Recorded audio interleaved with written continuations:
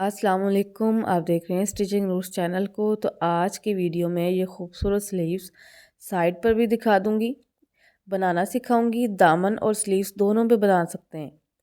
यहाँ पर मैंने जो बाजुओं की चौड़ाई रखी है वो तकरीबन 7 इंच, और आप इसको 9 इंच भी बना सकते हैं। 10 इंच के बाजू काट लें और 9 इंच तैयार कर लें। पिक्चर्स में जो बने हुए हैं वो थोड़े खुले हैं, इतने ही हैं, 8.5 से 9 इंच।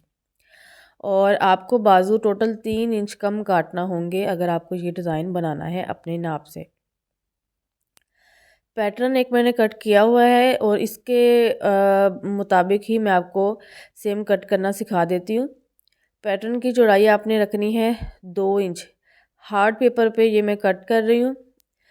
हार्ड पेपर आपको आसानी से जो है वो बुक टिपू शॉप से मिल जाएगा, और लंबाई तकरीबन जो है 8 से 9 इंच है, इतनी ही आपने ले लेनी है। और इस लाइन को सीधा मिला लेना है। उसके बाद मज़ीद 1 इंच पे और निशान लगाना है किनारे से, और इसको भी सीधा मिला लेना है। अब डबल फोल्ड करना है, सेंटर इसका करना है हमने।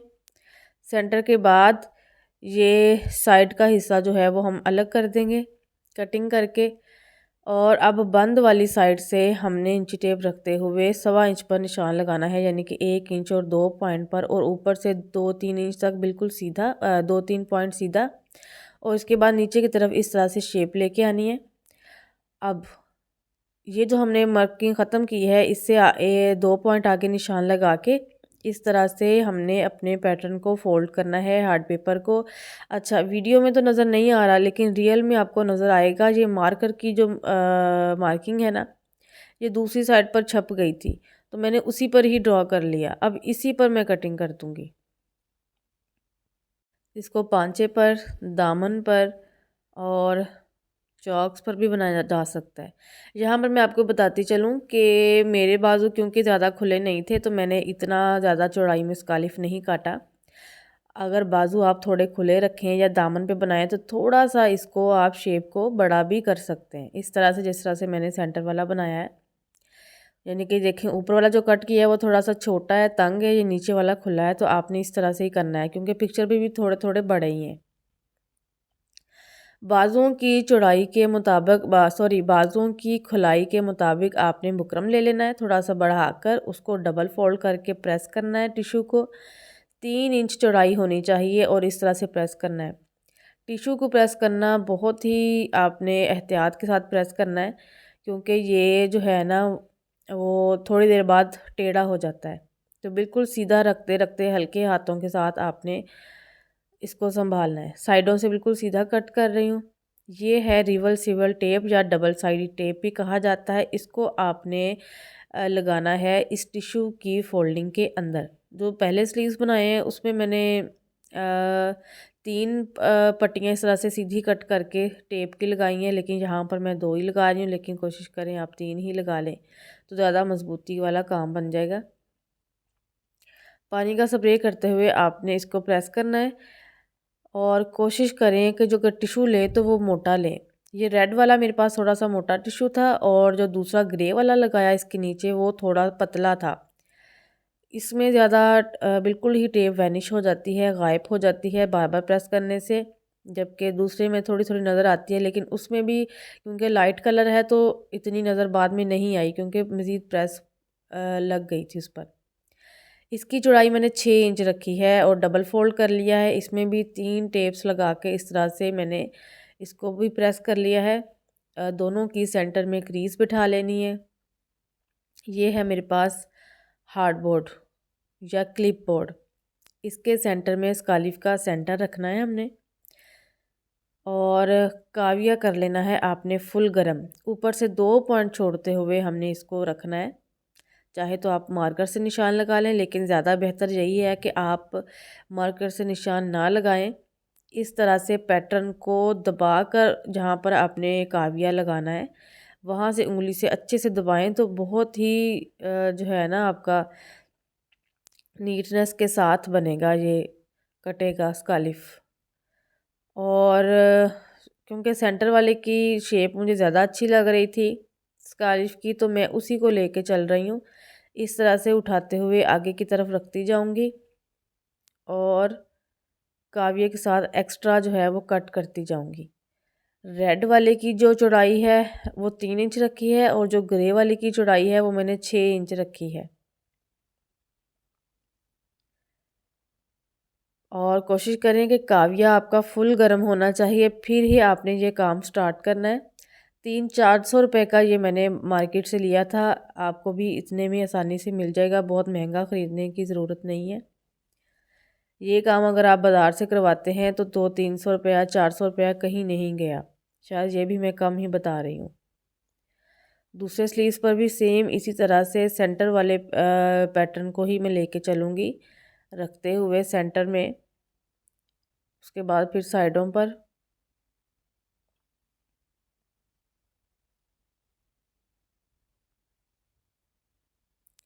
अगर कहीं से आपको लगे कि थोड़ा सा जैसे कि वो काविये से थोड़ा सा काला हो जाता है ना टिश्यू, तो आपने कैंची की मदद से इस तरह से कट कर लेना है और नीट कर लेना है। अब इसको प्रेस लगाऊंगी, दूसरा इसके ऊपर रखूंगी मैं। दूसरे का जो फासला है वो पहले वाले से तकरीबन जो है ना वो 1.25 इंच बनता है, तकरीबन 1.5 इंच, 1.5 इंच रहना चाहिए।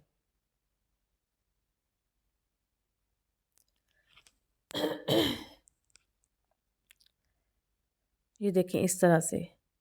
और इसके बीच में भी आप दोनों के टेप रख के तो प्रेस कर सकते हैं, लेकिन मैंने इसी तरह से प्रेस कर लिया था। आप टेप रख लेंगे तो ज़्यादा मजबूती हो जाएगी, क्योंकि इन दोनों के बीच में टेप थी तो प्रेस लगाने से एक दूसरे के साथ जुड़ गए थे।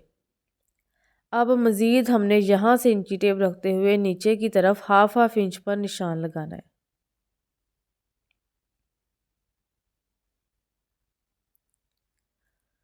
हाफ इंच का निशान लगाने के बाद अब हमने स्लीव्स के सेंटर को स्कार्फ के डिज़ाइन के सेंटर में रखते हुए एक्स्ट्रा जो है साइडों से हमने 2-2 पॉइंट छोड़ते हुए कट करना है, बिल्कुल साथ साथ नहीं कट कर देना। ये मेरे पास लेस है, उल्टी साइड पर मैं लगा रही हूँ ये ग्लू, फैब्रिक ग्लू भी लगा सकते हैं। ये मेरे पास है B6000। ये जो है ना थोड़ी सी देर बाद सूखती है, फैब्रिक ग्लू फौरी चिपक जाती है। तो अब लेस को रखते हुए लगाना है हमने ये जो निशान लगाए हैं ना इनके ऊपर, और लेस का रुख जो है वो ऊपर की तरफ ही होना चाहिए। इस तरह से लगाने के बाद बिल्कुल इनका फासला एक जितना हो, प्रेस लगा लेंगे, इससे क्या होगा कि वो चिपक जाएगी। अब हमने इसी के ऊपर ऊपर किनारे पर सिलाई लगानी है। सिलाई लगाने के बाद लेस से हाफ इंच टिश्यू छोड़ते हुए बाकी कट कर लूँगी, और नीचे वाला तकरीबन 1 इंच के छोड़ते हुए बाकी कट कर लेना है। डबल फोल्ड करके सेंटर में कट लगाऊंगी। उसके बाद स्लीव्स मैंने सीधे रख लिए हैं। स्लीव्स की फोल्डिंग आपने कर लेनी है हाफ इंच के बराबर। मेरे बाजू थोड़े लंबे थे, मैंने 1 इंच कर लिए, एक्स्ट्रा कट कर दूंगी। जो ऑर्गेन्जा का सेंटर है, हमारे डिज़ाइन का सेंटर है, इसको शर्ट बाजू के सेंटर पर रखना है। और ये चीज़ बिल्कुल जो है लेस के किनारा जो है वो हमारी बाजू की जो हमने क्रीज बिठाई थे उसके ऊपर आना चाहिए, या फिर आप चौक से निशान लगा लें अगर आपने प्रेस नहीं करना। और इस तरह से देखते जाना है, क्रीज के ऊपर रखते जाना है लेस को, और जो पहले सिलाई लगी होगी ना लेस पर, उसी सिलाई के ऊपर ऊपर हमने सिलाई चलाते जाना है। अब यहाँ पर साइड से मैं एक्स्ट्रा कट कर रही हूँ। और ये जो कपड़ा है दूसरे स्लीव्स में तो मैंने नहीं काटा था, 1 इंच था, इसको ऐसे ही अंदर की तरफ फोल्ड करके तो मैंने ऑर्गेन्जा के साथ तरपाई कर दी थी। यहाँ पर मैंने कट कर दिया, और ये वाला इसको मैं मज़ीद कट कर रही हूँ यहाँ पर, क्योंकि मुझे ज़्यादा लग रहा था, सिर्फ हाफ इंच रहना चाहिए पहले वाले ऑर्गेन्जा के फासले से।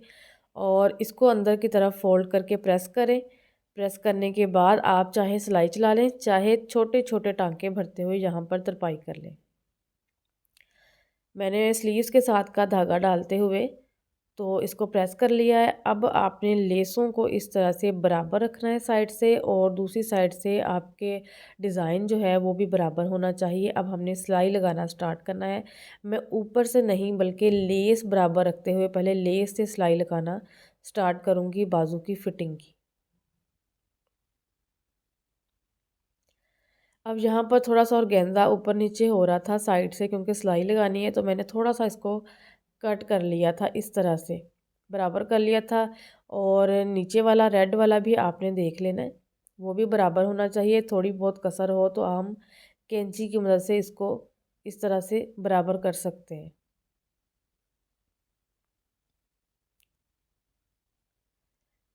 अभी हमने 1/2 इंच के फासले पर यहाँ पर सिलाई चला लेनी है और इसको प्रेस करके सीधा कर लेना है। बहुत ही खूबसूरत लग रहे थे और लेस थोड़ी सी आगे पीछे हो गई है, जबकि दूसरे स्लीव में बिल्कुल जो है वो आगे पीछे नहीं हुई।